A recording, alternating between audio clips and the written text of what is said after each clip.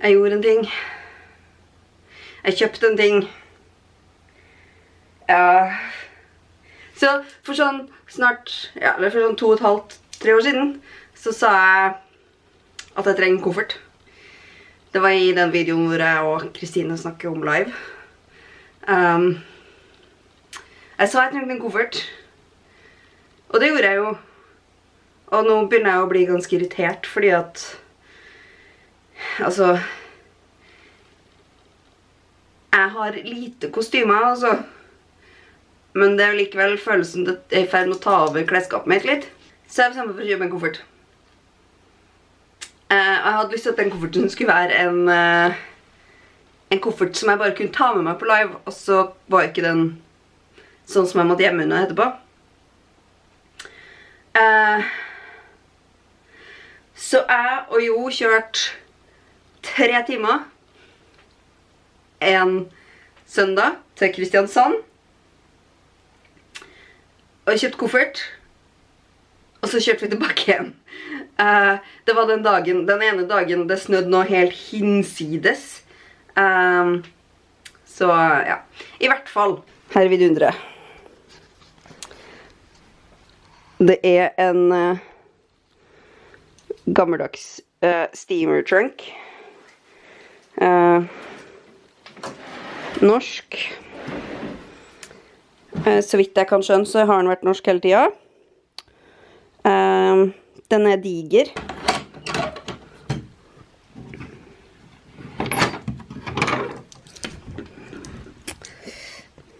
Jeg trenger egentlig 2 hender til det her. Der.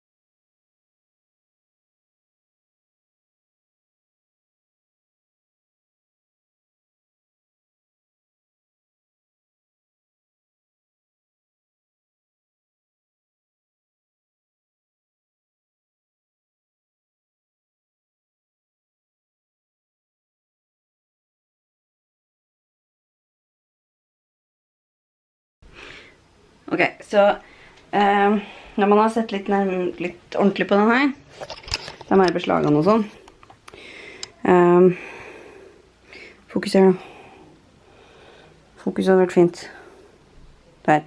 Så er den innsatt med en eller annen form for lakk.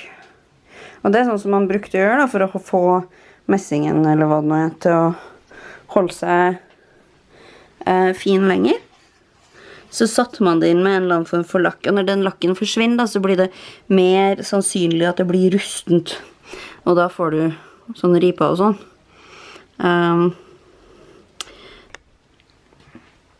Jeg oppdaget noe interessant.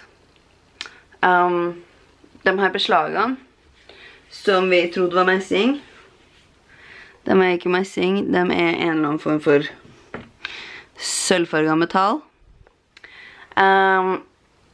Og da var det en overveielse da. Vi var vant med det. Jeg bestemmer meg for å pusse vekk den lakken og det belegget med messingfarge. Og så skal jeg pusse det sånn at det blir blankt. Det her er tålmodighetsarbeid. Så jeg har Firefly, veldig fint sandpapir og fin stålull. Og så er det en skitatt jobb. Jeg har kjøpt meg en nytt sånn hode til drillen. Den pusser. Og da har jeg fått til å pusse helt inne med naglene her. Og da altså det matta denne ganske mye da. Og jeg må pusse over det igjen med det fine sandpapiret. Men jeg synes jo det ser veldig mye bedre ut enn, skal vi se, enn her, for eksempel, hvor jeg bare har brukt kniv. Så det en viss forskjell på herre og herre. Så det liker jeg. Når man, ja, altså gruer jeg meg veldig til å begynne med alle naglene. Her har jeg pusset bare med sandpapir enn så lenge. Altså, enn så lenge så er jeg ganske tålmodig. Men de naglene kan seriøst sette tålmodigheten min på prøve, tror jeg. Det kan bli gøy. Jeg hadde tenkt å vise frem hvordan det ser ut når jeg holder på med det her. Men jeg vet ikke om jeg får til å holde kamera samtidig. Og jeg er litt redd for å ødelegge kameraet mitt samtidig. Men i tillegg til at jeg egentlig trenger 2 hender da. Men det ser omtrent sånn ut.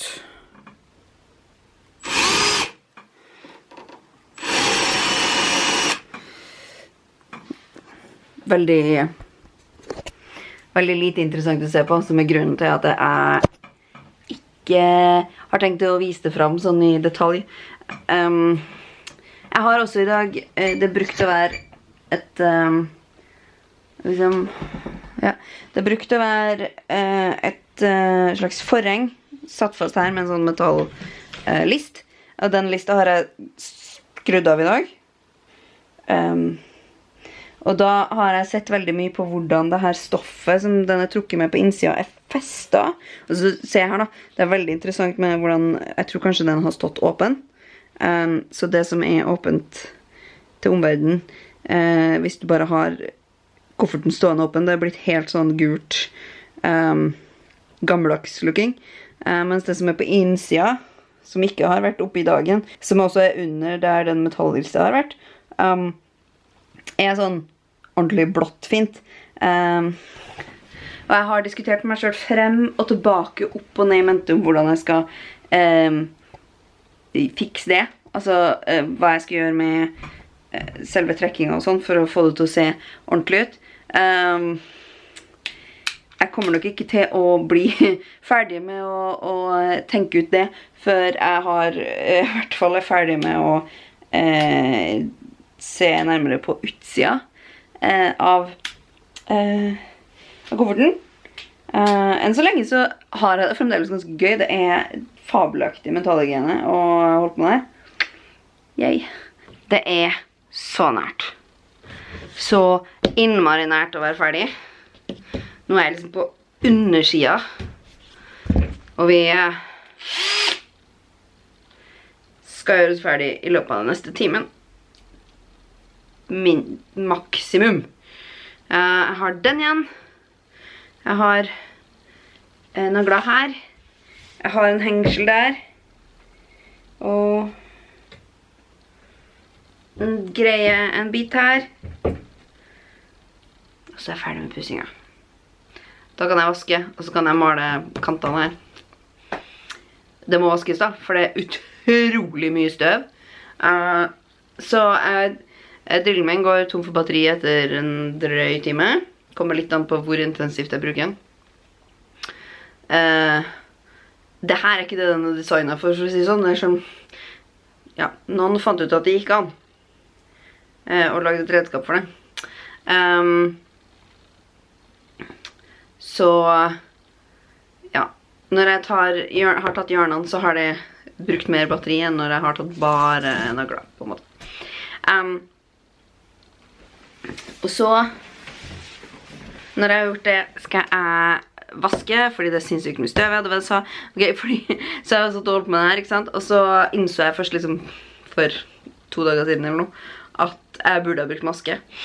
For jeg tror kanskje jeg puster inn en del av det støvet, og det er antagelig veldig lite bra for helsa. Men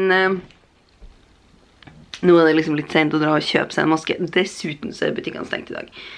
Og det er litt sånn her, for når jeg snyter meg etter at jeg har gjort med det her, så kommer det sånn svart sånn metallstøv. Og i morges så våkna jeg, og så lukta det liksom metall i nesen min. Så innmari dårlig idé var det egentlig.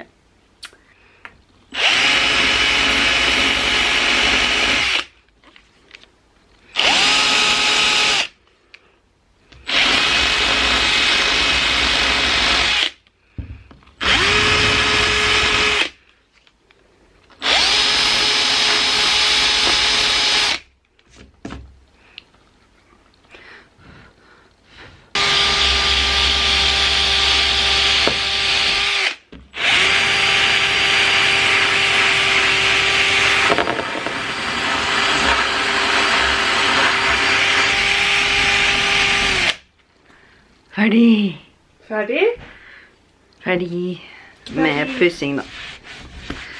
Vel å merke.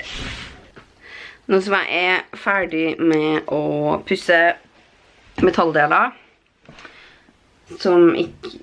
metalldeler som skal være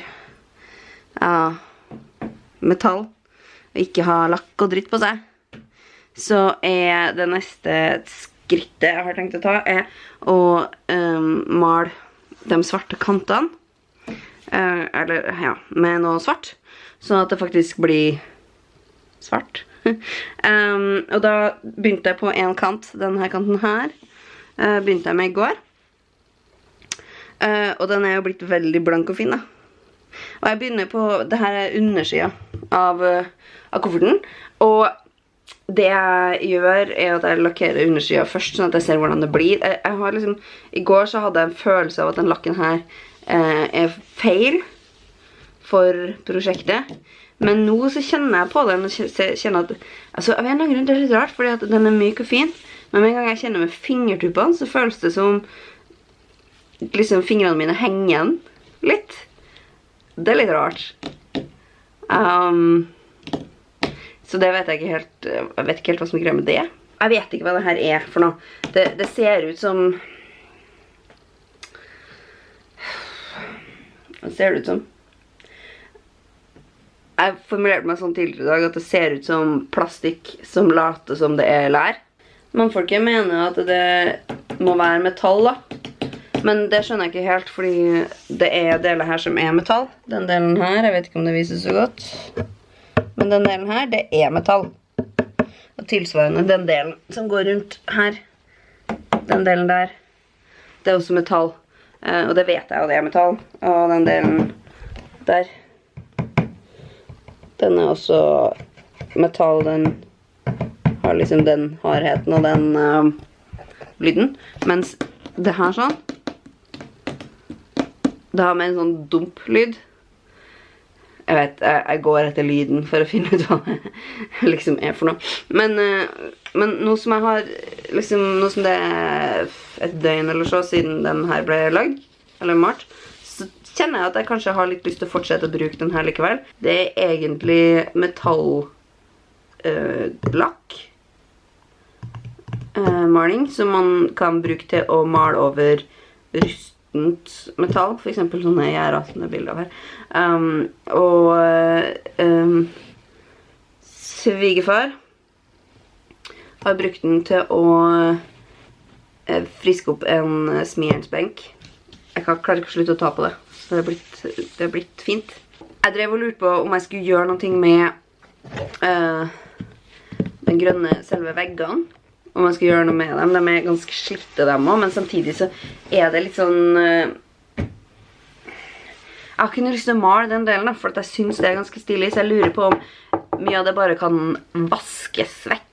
Mye av det har vært sånne der fine...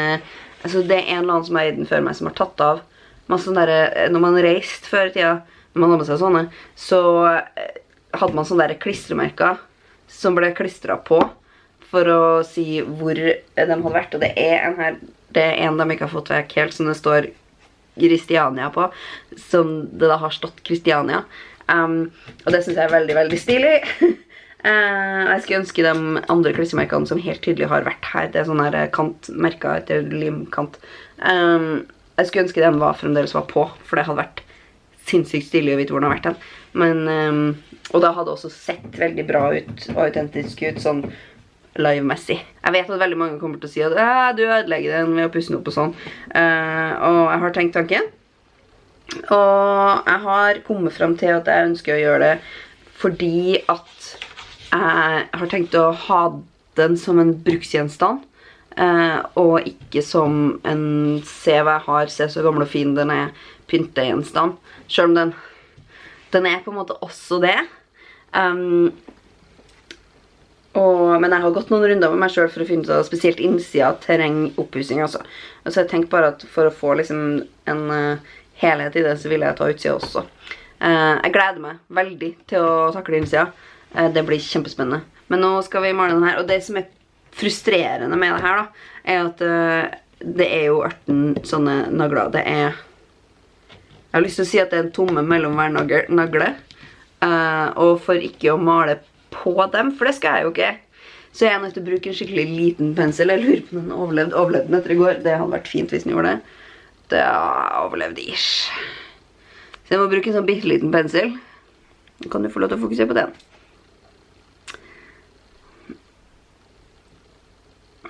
Come on. Fokuser der, ja. Jeg må bruke en sånn bitteliten pensel for liksom å komme mellom liksom inn under og rundt naglene her uten å male selve naglene. Det er ganske ja, det er ganske frustrerende egentlig. Men det er podcast. Dear Hank and John har en ting jeg ikke har hørt enda. Og det fine med at den ligger sånn her er at det er veldig grei vloggehøyde. Jeg kan sitte på gulvet, sette den der, og jeg får sånn ja, Jepp. Greia er at den her, den lukter død og fordervelse. Og jeg kjenner at jeg blir litt sånn lett i huet av den. Og jeg tror jeg må åpne et vindu. Og altså, jeg burde sikkert hatt maske for den her også. Men det sa de da jeg holdt på å pusse også, at jeg burde hatt maske. Det burde jeg sikkert, sånn. Men da må jeg jo gå ut og kjøpe maske. Kommer han opp trappa også nå? Skal begge to se på at jeg snakker til kamera? Jeg er ferdig med å male lista. Og det ble pent. Jeg synes i hvert fall det. Og så hadde jeg jo en idé om at når jeg var ferdig med det, så skulle jeg ta stilling til om jeg skal male resten. Og kom frem til at det skal jeg ikke gjøre, fordi det ser pent ut likevel. Mitt neste trekk er å begynne å ta vekk og erstatte alt tekstil, for det her sånn. Fokuser på hånda mi i stedet for der, ja. Det her sånn er tekstil, og så har du, her er det en skuff. Oppi der er det noe silkepapir eller noe sånt som har vært limt fast oppi. Jeg har tenkt å trekke alt sammen med stoff, fordi jeg tror det er det enkleste for å få fargen likens. Og så er det spikrene, eller nagler, spikrer, som skuffene er satt sammen med, har rustet. Så jeg tenkte jeg skulle se om jeg kunne finne tilsvarende spikrer og sette i nye, fordi det er sikkert lurt. Og det første jeg begynte med var å bli kvitt papir fra baksiden her. Og det er småskummelt og samtidig veldig tilfredsstillende arbeid. Kommer treet fram her sånn. Det er gøy. Det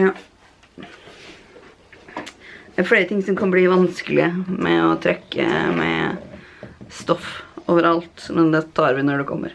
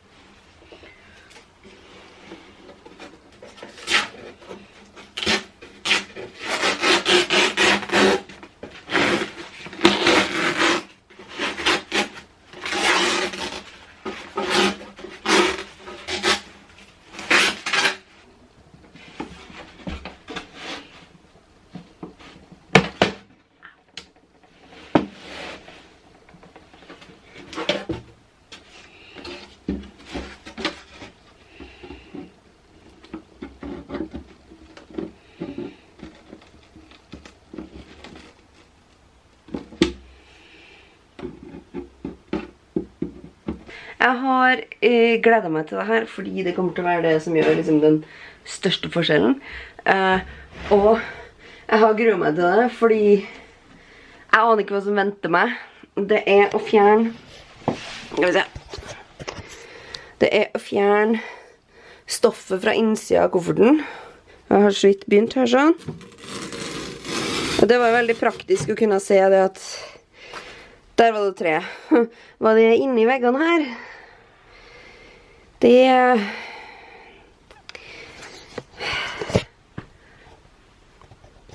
er et helt annet spørsmål. Så jeg gruer meg, og jeg gleder meg.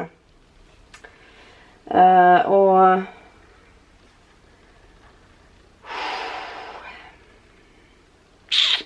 vi får se.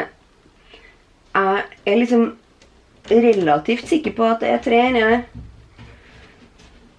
Men det kan være hva som helst, liksom. Jeg mener, jeg hadde ikke forventet papp inni de skuffene heller. Men det var det. Så rommet blir bare mer og mer rotet. Fordi, vel, jeg kan ikke holde med bare en ting av gangen. Det ville ha vært... Ja, det ville jo ikke mening, sant? Så det kan vi ikke holde med.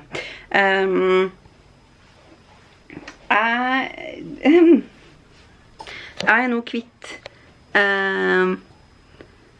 så mye som mulig av stoff og papir fra innsiden av kofferten. Nå ser den sånn ut sånn som det her, litt inni. Skal vi se. Jeg trodde jo at hele innsiden var trekt med stoff, men det viser seg at det bare er den eneste siden som har vært trekt med stoff. Den andre siden er trekt med papir, sånn som inni skuffene. Så det. Yay. I dag har jeg vært til en låsesmed og levert inn den øverste skuffa. Fordi i den øverste skuffa har en lås som jeg ikke har nøkkel til, og den låsen, altså...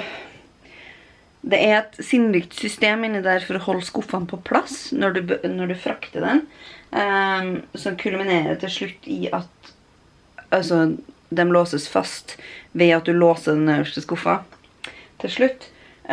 Og hvis den skuffa da ikke er låst når jeg frakter den, så kan jeg risikere at hele greia bare skyver seg ut. Det gidder vi ikke. Så derfor har jeg bedt om en ny nøkkel, og hvis han ikke kunne finne en ny nøkkel, så skulle han se om han kunne få satt inn en ny lås i stedet. Så det var det. Jeg har kjøpt... skal vi se om jeg kan forklare hele greia. Det jeg gjorde, var at jeg tok en bit av det her, forhenget her. Det skal henge foran kleshengerne. Det har hengt sånn og blitt veldig falmet. Så er det litt mindre falmet fra innsiden. Det jeg gjorde var at jeg åpnet det og tok med meg en bitteliten bit fra sømmene på stoffbutikken. Og så fikk jeg kjøpt det stoffet her. Det var det nærmeste jeg kom. Fordi, altså det var liksom enten den eller sånn lyseblått. Jeg likte ikke den lyseblåe, så da ble det en sånn grønnblå i stedet. Som jeg synes er ganske fint. Jeg er fornøyd med den løsningen. Og så i dag klippte jeg en liten bit av det stoffet der. Tok med meg på fargehandelen. Og der har de den mest fantastiske skannergreie. Han la den her under den, og så skannet maskinen. Maskinen skannet fargen, og så kunne den blande den samme fargen til meg. Det var fantastisk. Det var rett og slett ganske fabelaktig å se på. Så nå skal jeg åpne den bøtta med maling. Så får vi se om det faktisk er den samme fargen. Jeg er spent. Jeg har kjøpt selvfølgelig flere ting i dag.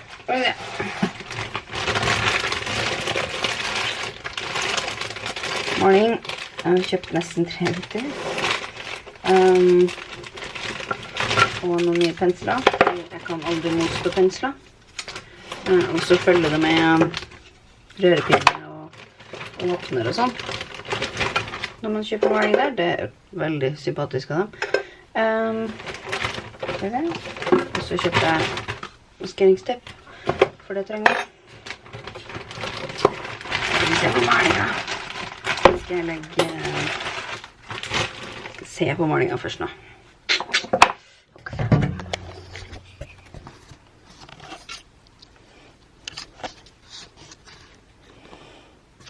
Og så, når han var ferdig med å ja, da han var ferdig, så lager han fargen min, så jeg kan bare komme og si at jeg skal ha min farge. Det er litt gøy. Her er den lappen som jeg kom med. Sannhetens time kommet. Skal vi se.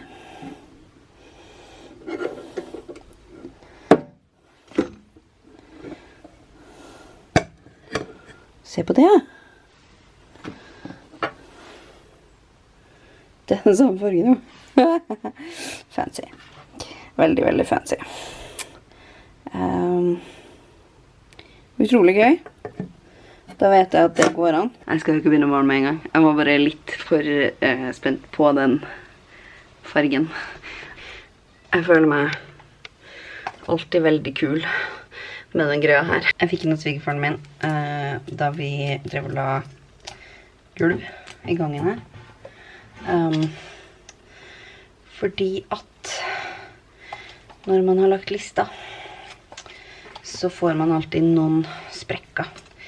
Og den sprekken fyller man med akrylmasse.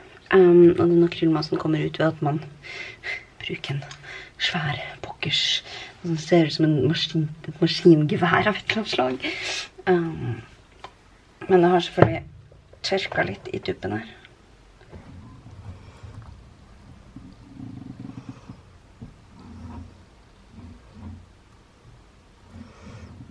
Sånn, jeg er litt lei meg for at jeg ikke husker nøyaktig hvordan det så ut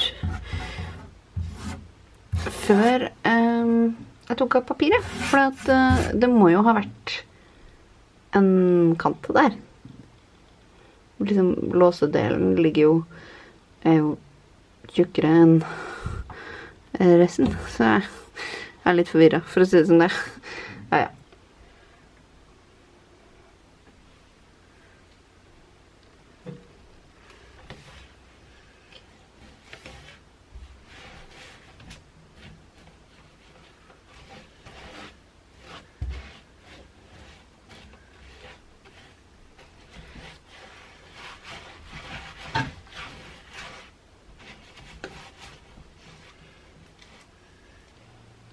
Det jeg har holdt på med nå er den lille kofferten her. Det har vært sånn at det skal være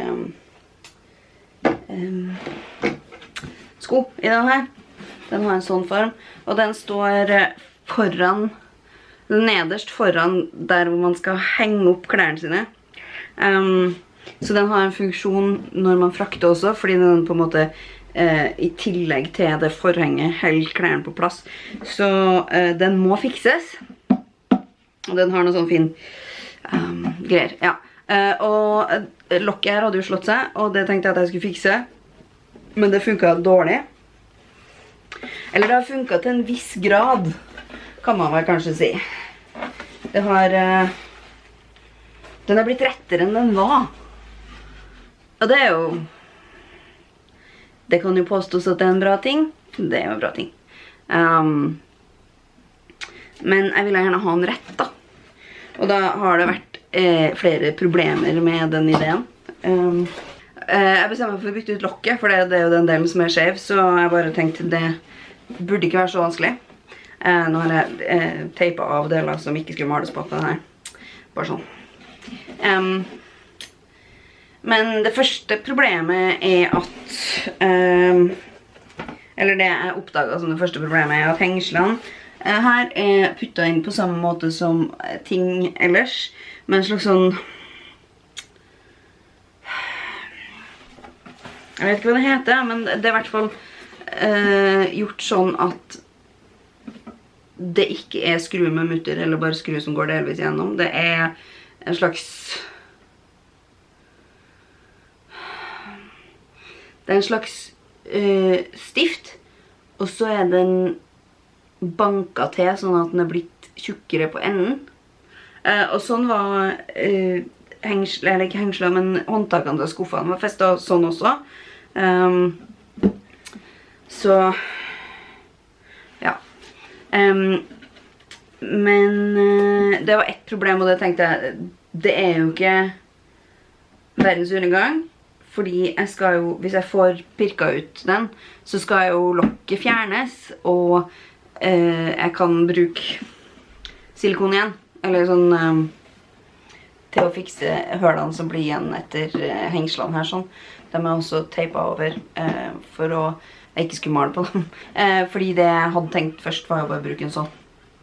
Men poenget også at mens jeg malte så oppdaget jeg at fordi det her papp, så bukler det seg mens jeg maler, fordi malingen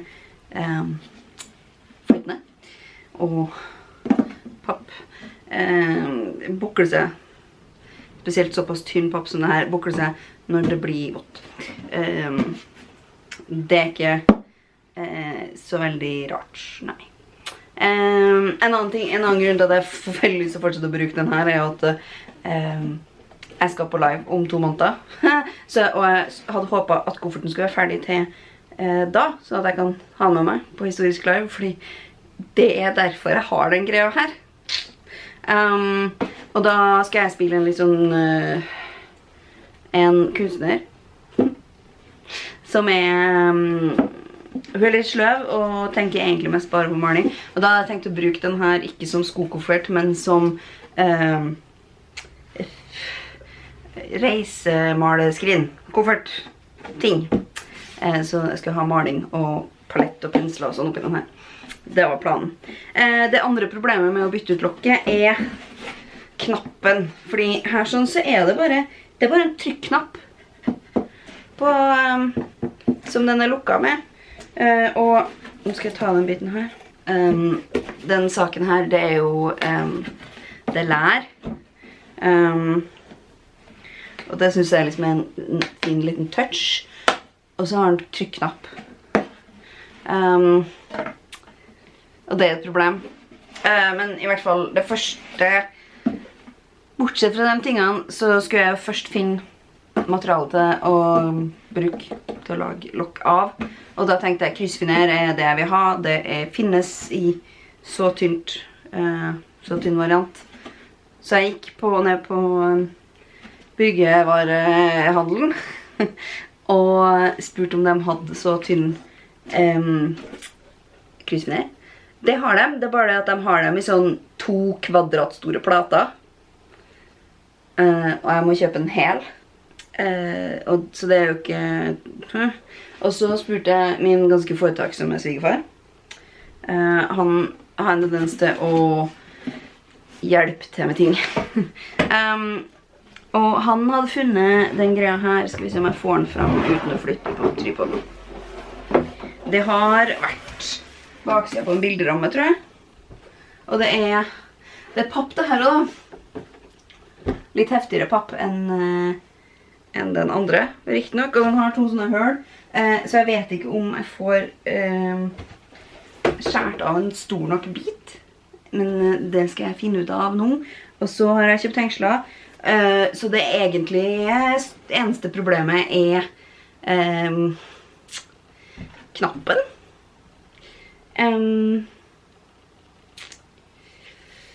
Så jeg var og kjøpt trykknapper. Det ikke den samme typen, så det kan hende jeg må bytte ut begge endene, og da jeg litt usikker på hvordan læret vil bli seende ut etterpå. Så det det neste problemet. Først skal jeg se om den her stor nok, og så skal jeg ta det fra.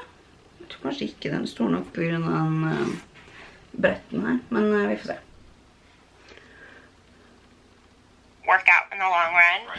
I think people, like mothers, will turn on you if you keep doing that. Yeah.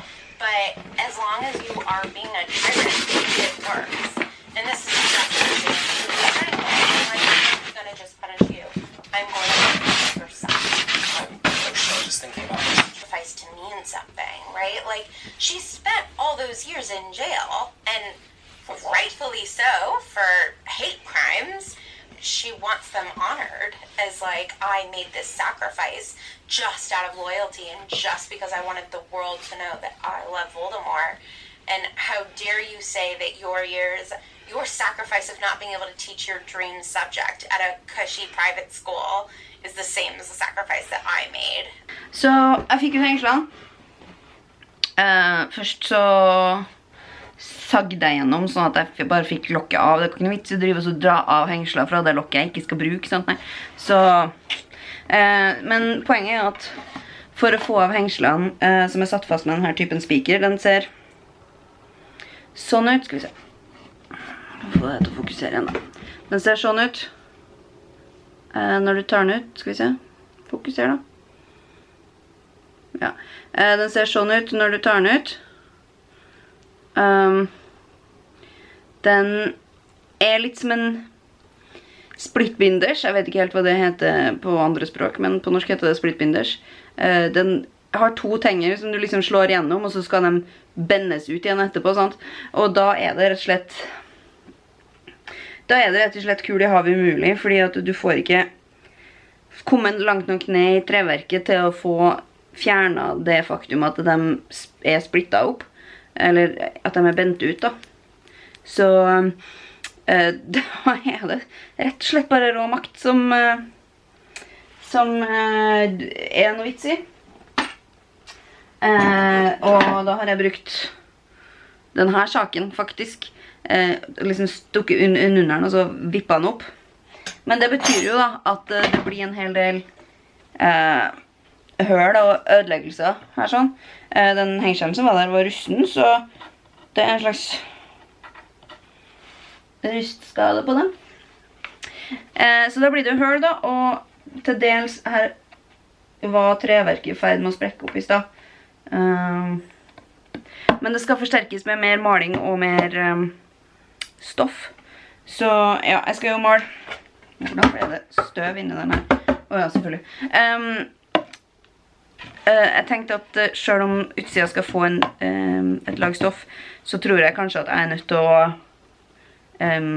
male over her likevel, fordi resten av tingen har vært malt en gang, eller har fått et strøk. På innsida så er det, skal vi se, det ser sånn ut. Så det tenkte jeg skulle fylle med, se der, du kan se lyset gjennom. Så de hølene må vi fylle med akrylmasse, og så må det få et nytt strøk. Akrylmasse er gøy. Så batteriet på det gode kameraet, det gikk. Jeg skal være førstemann til å innrømme at jeg ikke aner hva jeg holder på med når det kommer til det her stoffet. Men det er litt sånn, jeg har pakket en pakke, og jeg har lagd bøker med stoff som på utsida som omslag. Det rommet her begynner å bli grusomt rotet. Altså fordi jeg har, altså det området der jeg har jobbet med kofferten har liksom, det blir større av en eller annen grunn. Og så er det jo ikke akkurat ryddig her i utgangspunktet. Og nå har jeg tatt frem strykebrett og strykejern også, for at de stoffene jeg har målt, og så klipt. Og så innså jeg at veldig mye av det var veldig krøllet, så jeg skulle stryke det. Nå starter jeg med lokket. Jeg må se om jeg kan få filmet det.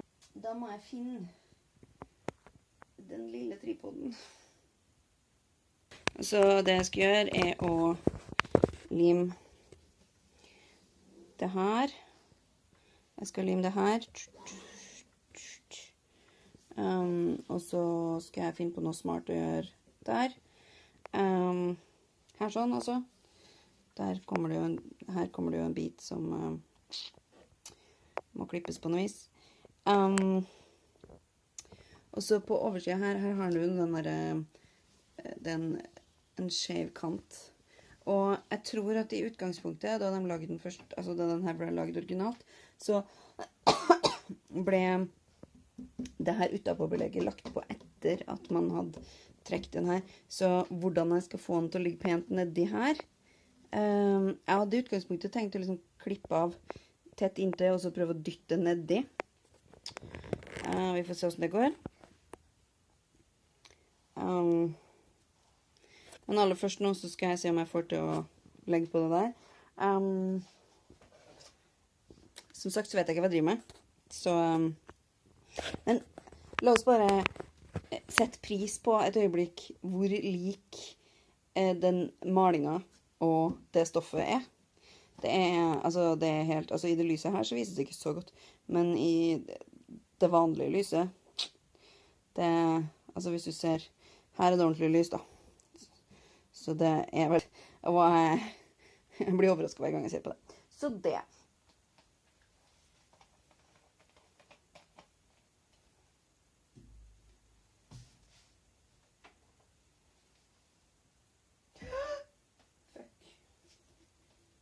Det var veldig mye.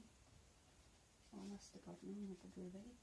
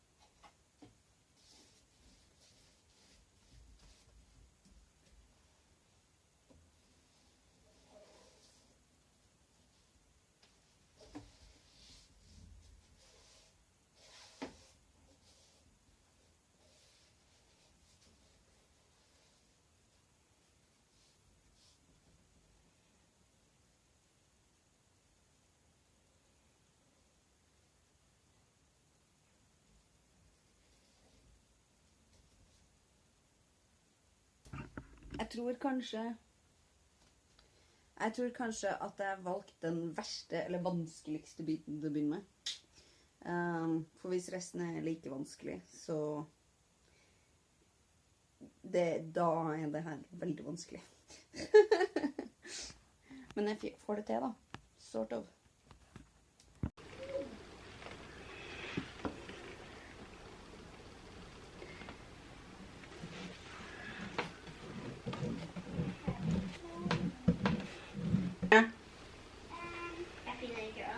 Det er sikkert fordi du har engelsktastatur igjen. Ok, men hva skal jeg skrive isteden på Ø? OE, men jeg kan, hvis du kommer hit så skal jeg hjelpe deg med å ordne det igjen. Det skjedde jo en gang før også. Hva lukter det? What? Lukter det lim? Skal det være noe... Filmer du? Ja. Riktig. What the what? Hvorfor er det så mange mobbybokser på det? Ja, jeg ser det.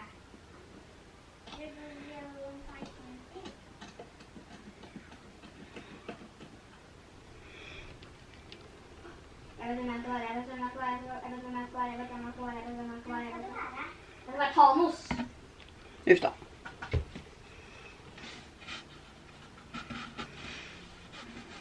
I love this game.